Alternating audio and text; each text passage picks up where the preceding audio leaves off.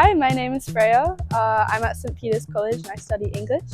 This is New Building, one of the student accommodations here, so let's go take a look. So one of the most noticeable things about college actually is the staircase. It's very standout, kind of looks like a coffee pot. Good place for people watch. Most of us, we get the nice archway, which is really nice. The great thing about it is that it separates your bedroom and your living space sort of from the study space, so you can kind of have a work-life balance. There are a couple of rooms which don't have the archways, but those are nice too.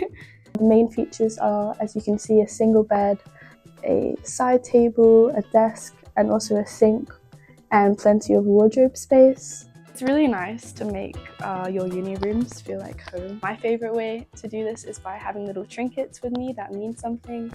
So for example, I have this little cat. I used to live in Singapore, so I have this with me, which is really nice. Thanks for stopping by. Bye!